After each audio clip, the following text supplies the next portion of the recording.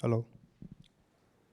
Good afternoon, everyone. My name is Mudit, and I'm Director of RF and Analog System Architecture in Applied Materials, working for Systems to Material Group.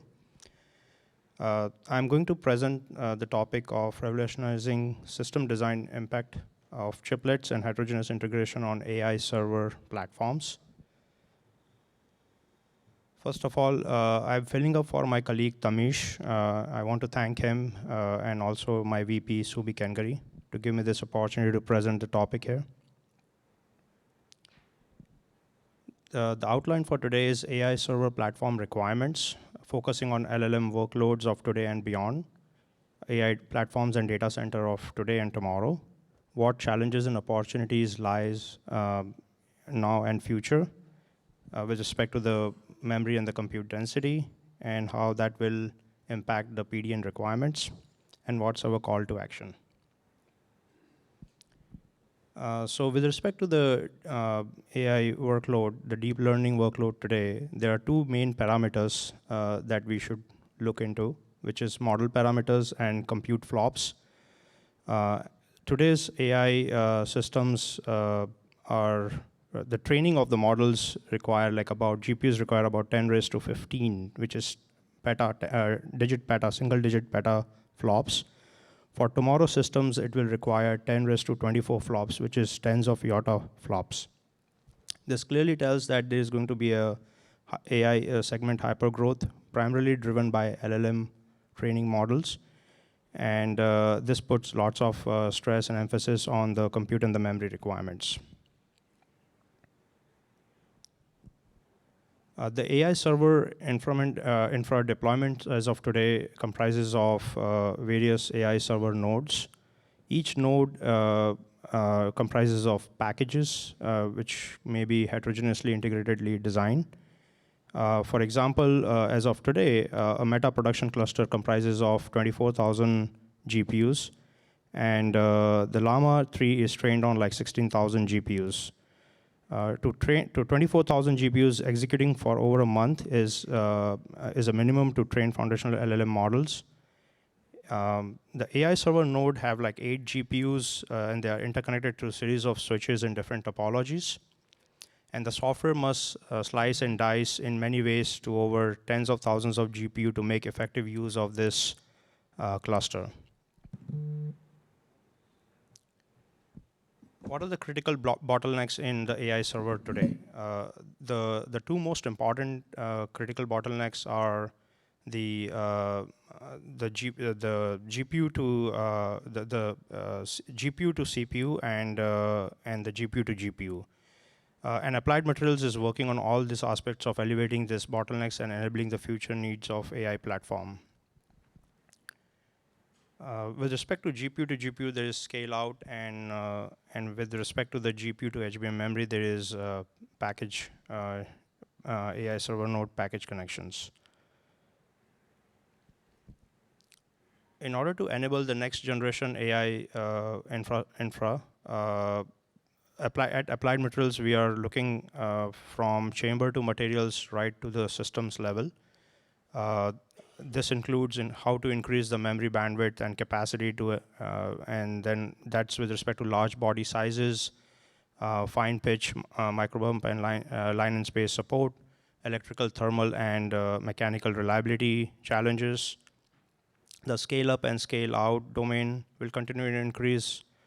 And how do we overcome that with respect to I/O bandwidth needs and co-package optics to enable the novel architectures? And what kind of impact these memory and the compute density brings on the power density requirements and thermals. In this talk, I'm primarily going to focus on the power delivery aspects of the architecture.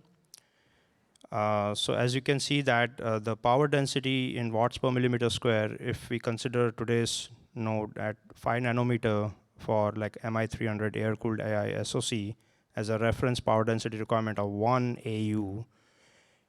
Tomorrow's need, when it scales to an advanced node like 2 nanometer logic over logic AI die stacking, the power density requirements is going to scale to like 6 times of the current power density requirements.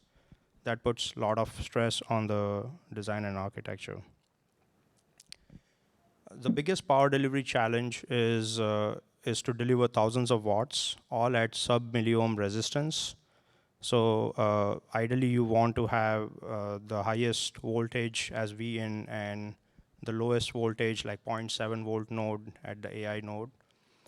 And as you scale that voltage down, you want to have sub-milliohm resistance, otherwise, to control all the I square R losses. And this has to be done at each different ID domain so that you can apply DVFS. The most important thing in this is that how do you bring the source component like an VRM or an IVR as close as possible to the load component like load IC and reduce all your routing losses? And how do you miniaturize IPDs and integrate it into advanced packaging substrate? The three main aspects of power delivery in order to achieve this high power density requirements are the IVR integration into advanced packaging substrate, backside power delivery, and also to enable the 3D HI in vertical power delivery network using this IVR and IPD integration. Applied's focus is primarily on the option number 3 and option number 4, which is the package level VRM integration and the monolithic IC integration. From the IPD standpoint, I would like to focus primarily on the capacitors, which is one of the most important element of power design for an IVR input, both at input and output, and used for bulk capacitance and also for decoupling purposes. Here I'm comparing 4 different curves, 4 different types of capacitors. MLCCs are great and they are very well known, well established in the industry. They have a very high volumetric density, but they lack the 3D HI integration. Then there are deep trench capacitors, which are pretty good for 3D HI integration, but they will not scale beyond certain value over the years in terms of volumetric density. And then there is another incumbent technology which is very high in charge density, but they are expensive. Our focus is on this red curve to provide high volumetric density, enable 3D HI, and contain the ripple current and also be cost effective. At Applied, we have processes, equipments, and materials to manufacture these kind of capacitors. The most important technique for this capacitor is thermal ALD, and how do we apply process these capacitors using thermal ALD so that we can achieve high conformality, high uniformity, atomic level film thickness control on virtually all surfaces and 3D structures. And in terms of dielectric, we want to make sure that we are using a material which is high decay but operated at in the paraelectric region. My call to action is at Applied, we are looking at holistic systems to material co-optimization to enable next-gen AI platforms. With scaling, how do we scale the power density requirements with the increased compute and memory density in package? And we would love to collaborate in the industry academia partnership to achieve this goal and enable the next generation AI platforms. Some of you might be focusing on AI chip, some of you might be focusing on memory, thermal power, but at Applied, we cater all the needs. We believe in partnership and collaboration. So let's work together and collaborate. Thank you, everyone.